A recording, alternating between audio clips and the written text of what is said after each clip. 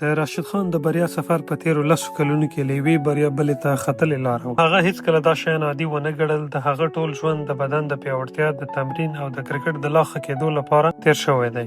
هغه د خپل ماشومتوب خبره داسې یادوي: زه به له خپل پلار سره کروندې ته تلم او هلته به مې ورسره په ځمکه کې کار کوو. هغه وایي هماغه سخت کار چې د ده بدن یې پیاوړی کړ. راشد خان باور لري چې ساده کرکټ هم د انسان ګوتې، لاسونه او مړوندونه دومره پیاوړي کوي چې توپ لا تیز وڅرخوي او د مقابل لوبغاړو نه هم چټک توپ واچوي. هغه وایي د هغه طبیعي قوت او هغه زور دی چې ته پرې ځان لا پسې وهڅوي. که ته په ساعت کې 135 کیلومتره توپ اچوي او سخت کار کوي، نو 140 یا 142 ته رسېدلی شي. خو له 115 نه 1.5 ته رسېدل اسانه نه دی. د تمرین او ورزش په برخه کې د لوبډلې له روزونکي پرته راشد خان لا هم د خپل بدن اړتیاوې په خپله ښه پېژني. خو د خوړو موضوع لږه جلا ده. هغه وایي د خوراک له پلوه زما لپاره کار ستونزمن وي، ځکه زه د نړۍ هره برخه کې ګرځم او هر ځای یو ډول خواړه نه پیدا کېږي. که دوبۍ ته لاړ شم هلته یو ډول خواړه وي، که برېټانیا ته لاړ شم بل ډول وي، او که ویسټ انډیز ته لاړ شم بیا بالکل بل ډول وي. هغوی چې حلال خواړه لټوي دغه کار ورته ستونزمن ښکارېږي. راشد خان وایي د فټنس له پلوه زه دا سوچ لرم چې ښه دا اونۍ به څه کوم، خپل بدن ته به څنګه پام کوم، دا اونۍ څومره بوخت یم، څو لوبې لرم، څو ورځې جیم ته تللی شم. هغه زیاتوي چې اوس تر ډېرو لوبو، بېلابېلو روزونکو او له ډېرو خلکو څخه د زده کړې وروسته کولی شي خپل پلان په خپله جوړ کړي. زه اوس فکر کوم دا هغه څه دي چې زه ورته اړتیا لرم، دا هغه څه دي چې زما لپاره کار کوي.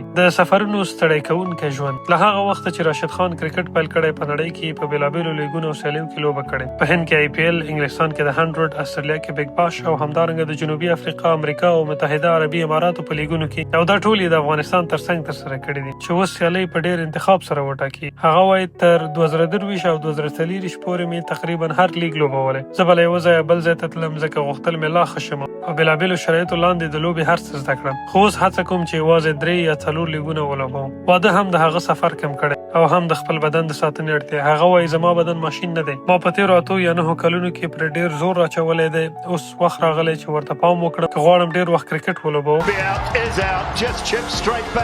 هغه لنډه خو ډېره معنا لرونکې خبره هم کوي: سخت کار کول، ښه کرکټ کول، ښه تمرین کول او مثبت فکر ساتل، همدا ټول هغه څه دي چې زه یې کولی شم. د استراحت شیبې. کله چې راشد خان په دوبۍ کې په کور کې وي، نو ځان ډېر عادي انسان ښکاره کوي. هغه پخلی خوښوي او ځان عجیب پخلی کوونکی بولي. ان په IPL کې هم کله ناکله پخلی کوي. له ډوډۍ وروسته نټفلکس ګوري، په ځانګړي ډول دغه سریالونه ګوري: پریزن بریک، سکویډ گیم او لاست کینګډم. هغه وایي دا ډېر ښه سریالونه دي خو ډېر اوږده وي. که د نورو ورزشونو خبره وشي نو فوټبال یې تر ټولو خوښ دی. هغه وایي ما به په ښوونځي کې ډېر فوټبال کوم، اوس پیډل کوم چې خوند راکوي. د پلی سټیشن پر EA سپورټس FC هم لوبې کوم او هغه هم راته ډېر خوند راکوي. او لکه د نړۍ د ډېرو لوبغاړو په شان د ګولف لوبه مې هم ډېره خوښه ده. زه یوازې د تمرین شاټونه کوم خو رښتیا ډېر خوند راکوي.